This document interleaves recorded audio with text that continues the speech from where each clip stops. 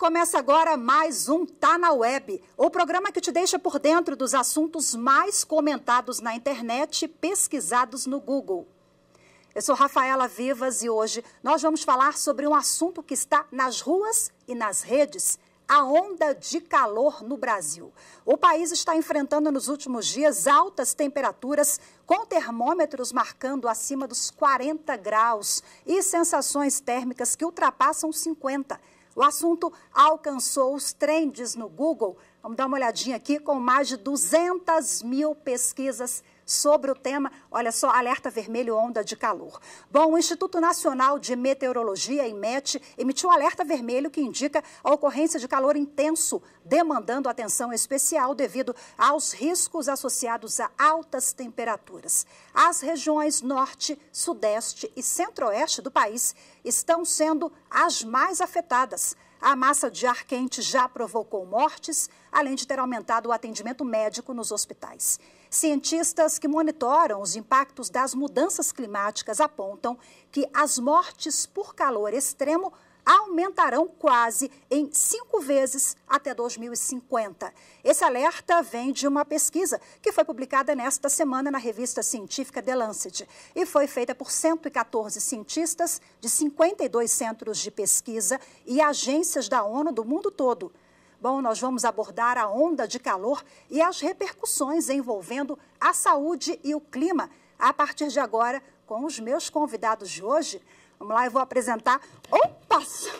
Olha só, já ia caindo aqui no estúdio. A primeira vez que a gente está fazendo nesse formato, eu sentada, meu convidado conosco e um convidado ali na tela. Peço desculpas para vocês, programa é ao vivo, eu quase caí, mas consegui me ajeitar e a gente segue o embalo agora aqui no estúdio comigo, o cientista político, coordenador de política socioambiental do Instituto Democracia e Sustentabilidade, Marcos Wortmann.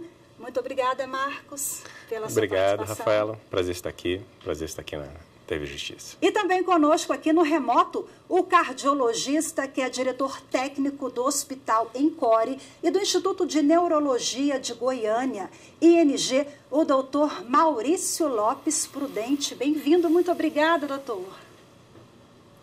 Olá, Rafaela, olá, Marcos. Um prazer enorme estar aqui, ter essa oportunidade de a gente poder colaborar com o tema. Bom, vou começar com o doutor, que o calor deixa a gente assim meio desnorteado, né? Eu já comecei caindo aqui, daqui a pouco vou até beber uma água, que estou ficando rouca também. O calor afeta a nossa saúde, né, doutor Maurício? E aí, no radar dos pesquisadores, índices de mortes que podem aumentar nos próximos anos, para além daquela hidratação que a gente fala muito, beba bastante água para não desidratar.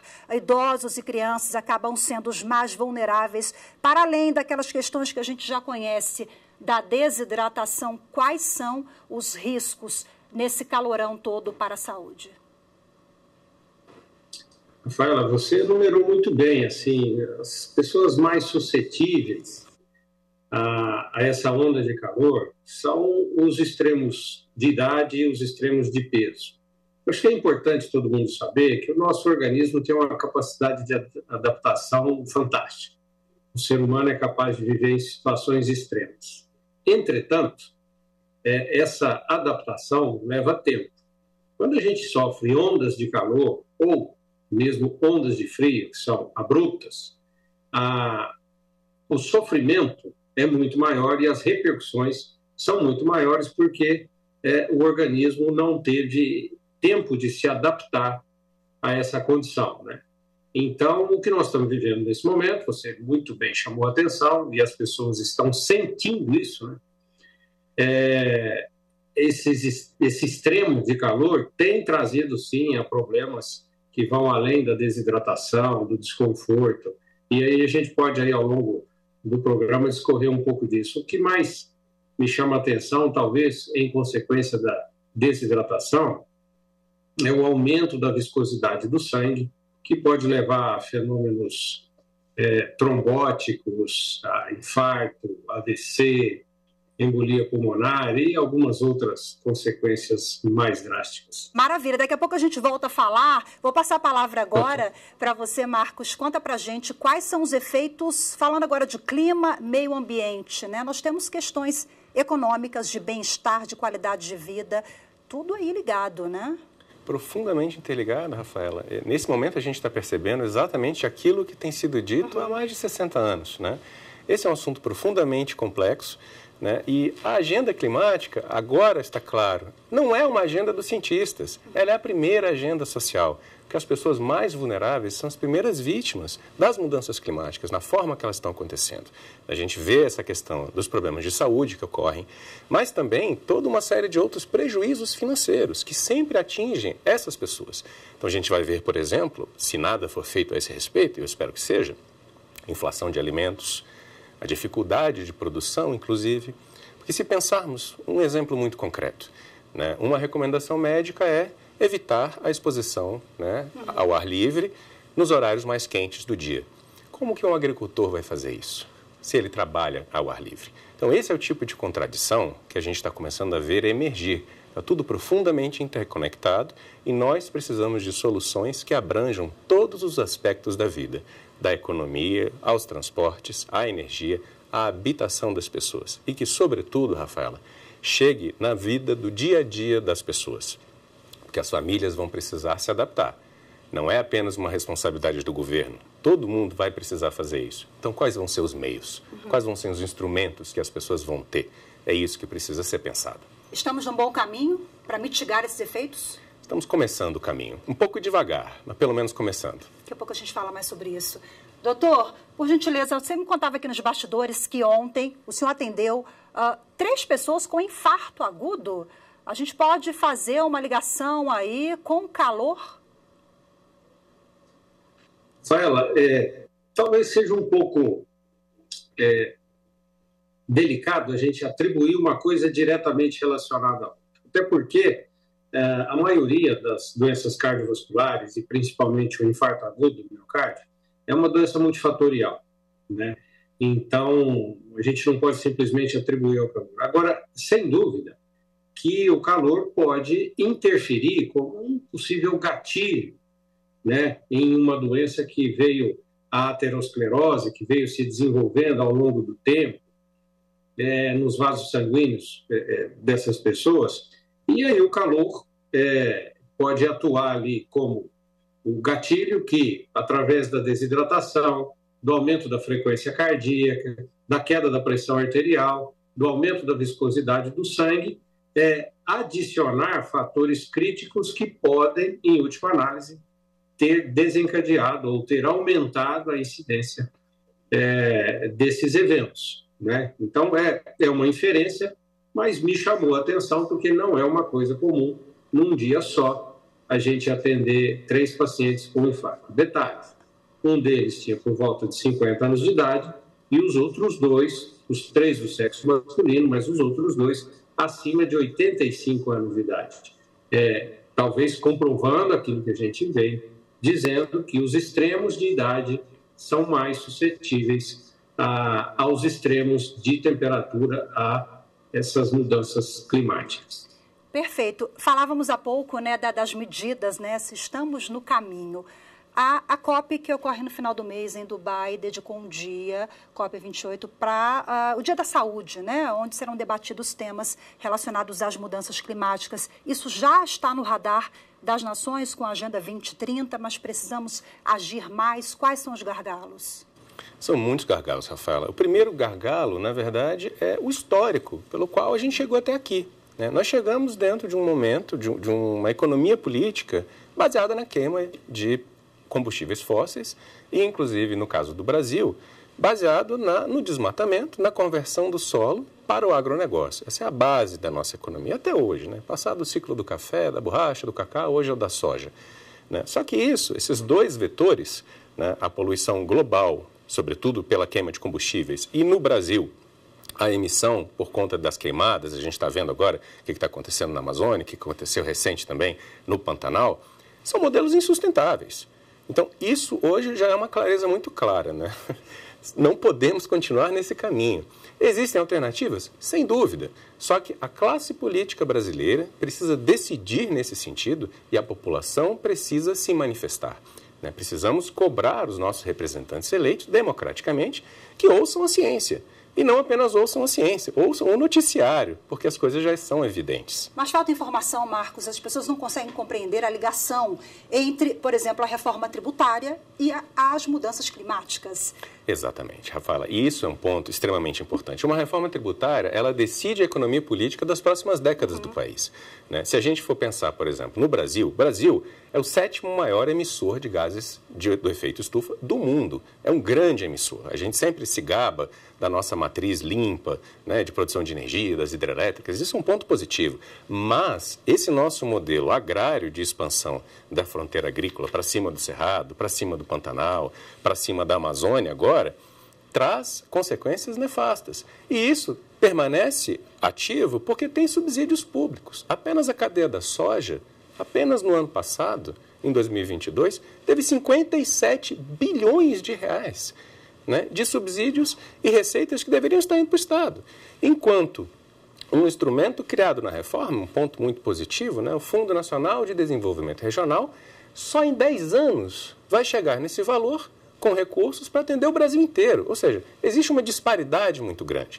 Existem coisas a serem celebradas na reforma, precisamos celebrá-las, mas ainda assim é um passo muito tímido frente ao tamanho do desafio que nós já estamos vivendo. Voltando à saúde agora com o doutor Maurício, o estudo da The Lancet, publicado na última quarta-feira, chama atenção porque os cientistas apontam que a saúde da humanidade corre grave risco e que quase 5 vezes mais pessoas poderão morrer no mundo até 2050 se a temperatura continuar a subir. Bom, quais são os riscos, quando a gente fala assim que o excesso de calor pode matar? É uma circunstância extrema, mas isso pode ocorrer? E em que casos, doutor? Pode.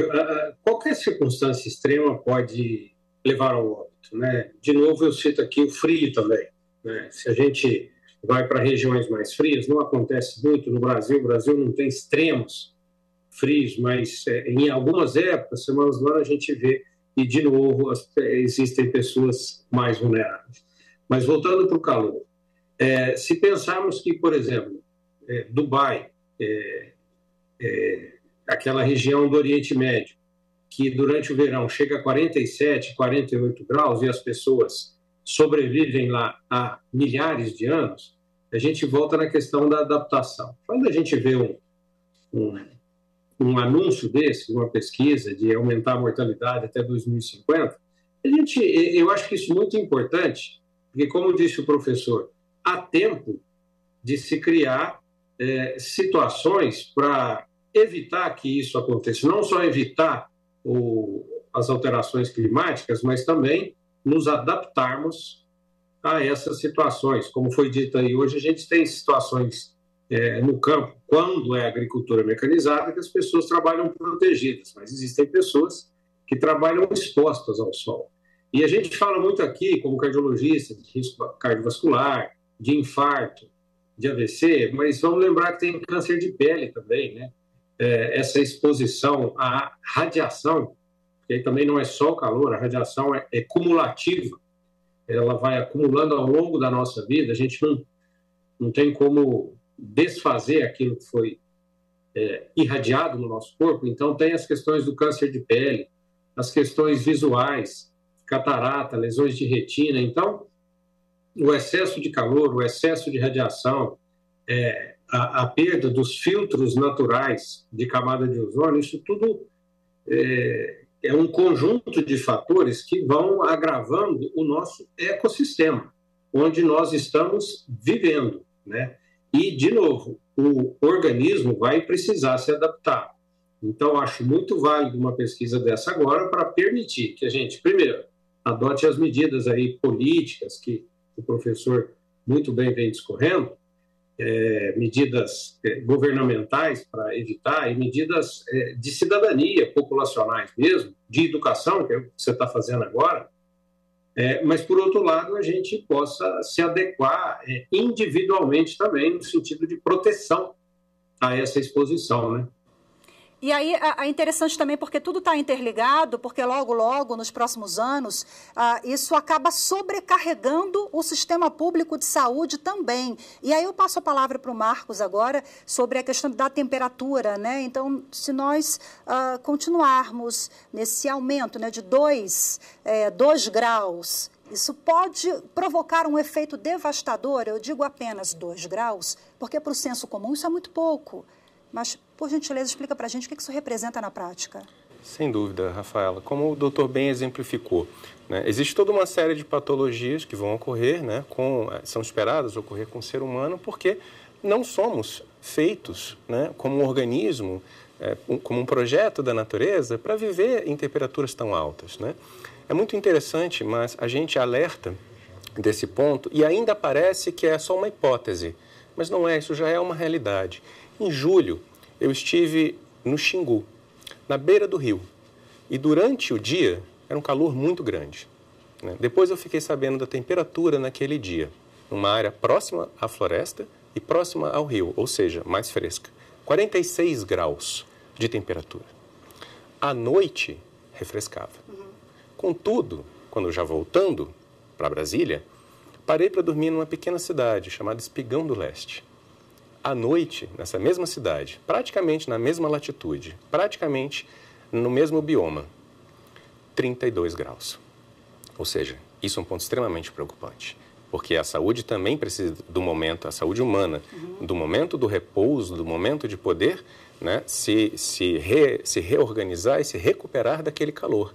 Isso, caso não tomemos atitudes muito drásticas agora, quando temos a janela ainda, será um grande problema.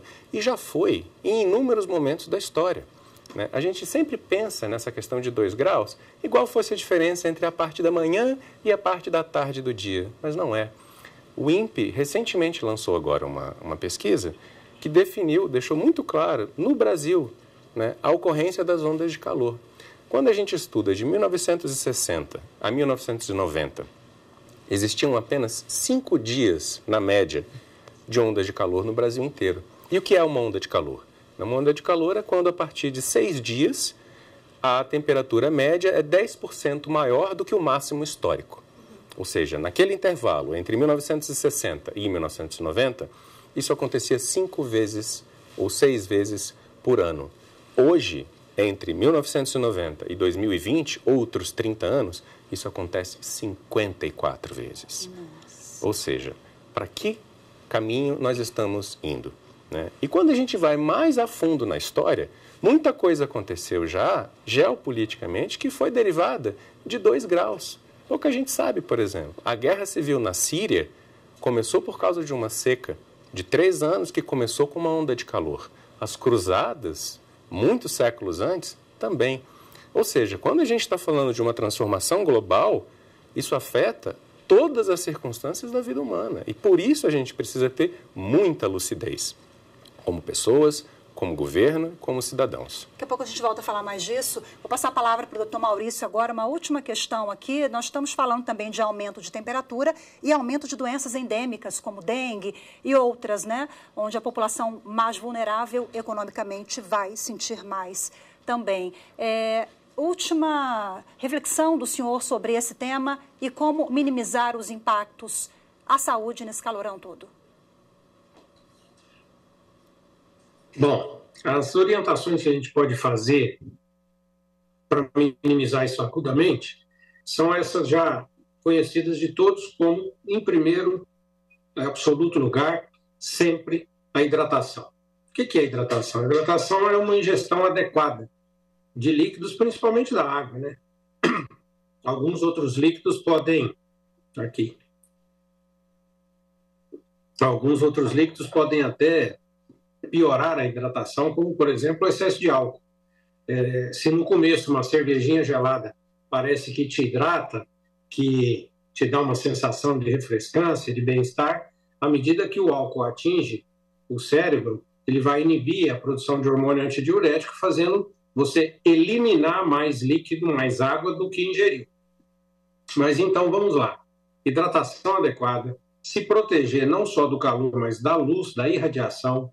E aí é cobertura mesmo, né? Cobrir os braços, cobrir pernas, uso de óculos com filtro UV, filtro solar é muito importante, não é só uma questão estética, tá vendo o efeito do calor e da umidade baixa? Então, essa proteção, refeições leves, porque, vamos entender um pouco, se a gente faz uma refeição copiosa, muito rica, principalmente em gorduras, frituras, para que haja a digestão desses alimentos, uma boa parte do nosso sangue é direcionado ao trato gastrointestinal, aos intestinos. E com isso, pode ser que haja uma queda na pressão arterial. Então, refeições mais leves vão nos ajudar a manter essa chamada homeostase. Vamos lembrar que a temperatura corporal normal é 37 graus. Qualquer coisa acima disso, o organismo vai ter que trabalhar para trocar calor e tentar manter a nossa homeostase em 37 graus. Então, pessoal, hidratação, proteção nos horários de pico, como já foi dito, proteção de cobertura mesmo de pele, para a gente perder menos líquido. Fazer exercício é saudável? Mas não precisamos fazer ao meio-dia, sair correndo uma maratona, né? Precisa ter um pouco de bom senso também. E, em geral, manter a sua saúde. Eu vou fechar, se me permite, Rafael, tocando num tema que o professor falou, que é distúrbio de sono. A gente fala só dessas coisas que são até mais óbvias, mas se a pessoa não dorme bem à noite, como é que ela desempenha amanhã, no dia seguinte, no trabalho, né? E como que a gente consegue dormir numa situação de calor extremo? Isso é muito desagradável, a gente acorda várias vezes, vários despertares. Então, isso vai prejudicar o nosso desempenho escolar, profissional, social, etc. Então, fica aí a dica, a gente precisa se cuidar. E lembrando que quando a gente liga um ar-condicionado aqui no conforto do meu consultório, aí no conforto do estúdio, a gente está ali fora gerando calor, né? Então, esse equilíbrio que o professor falou é muito importante, a gente tem que ter muita noção disso. Perfeito, muito obrigada. Conversei com o médico cardiologista, Dr. Maurício Lopes Prudente, o cientista político Marcos Wortmann, que vai continuar comigo aqui com a gente no próximo bloco. Doutor, eu agradeço o senhor, até a próxima, muito obrigada. Eu que agradeço a vocês, professor Marco, Rafaela, muito obrigado aos ouvintes. Prazer estar com vocês. E se cuidem aí. Vamos hidratar. Prazer, obrigada. A gente vai fazer um intervalo rapidinho agora, já voltamos. Fique com a gente.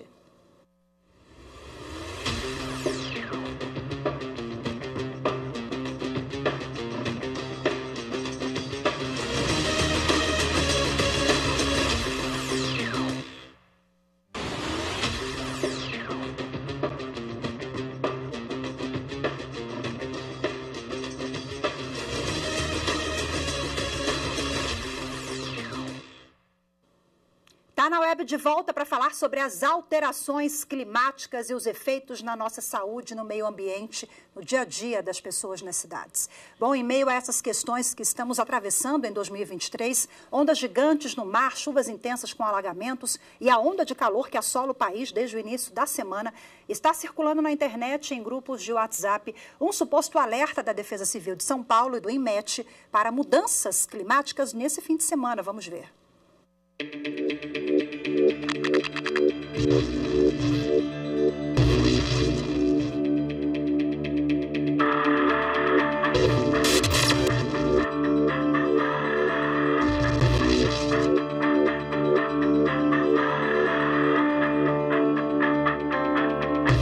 Trata-se de uma notícia falsa, uma fake news. Nem o INMET, nem os outros órgãos citados nessa nota, suposta nota, emitiram tal aviso. Os avisos do INMET sempre estão publicados na sua página na internet, que é portal.inmet.gov.br, e em suas redes sociais ou no seu e-mail cadastrável pelo site do próprio INMET. A gente prevê sim uma mudança, tempestades aí a partir do sábado em todo o estado de São Paulo, que podem perdurar do fim de semana, mas não nesse gravidade relatada.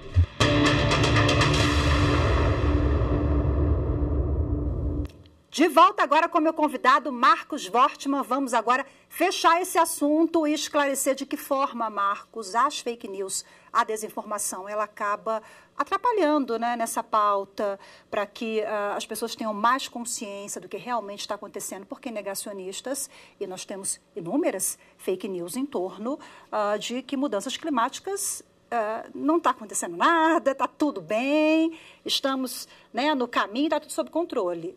A mudança climática, os efeitos e as suas consequências estão longe de ser fake news, né? Sem dúvida, Rafaela. E é muito lamentável a gente ver essa onda de fake news que tomou conta, né, da comunicação social brasileira, não do jornalismo, não do bom jornalismo, mas da grande forma de acesso à informação das pessoas, que a maioria das vezes hoje é pelas redes sociais, né? E eu acho que um ponto importante da gente se lembrar, fake news é um nome bonitinho, para a gente chamar uma coisa muito antiga, né? O Confúcio, um grande filósofo, né, ele traz um pensamento que eu gosto muito de refletir, que é o seguinte: se a gente quer chegar na verdade, o primeiro passo é chamar as coisas pelo que são. Isso é mentira. Tem um nome para isso. A palavra é mentira. Então, primeira coisa, a gente não pode acreditar em mentira e, sobretudo, a gente nunca pode disseminar uma mentira. O que a gente precisa fazer? Ter humildade.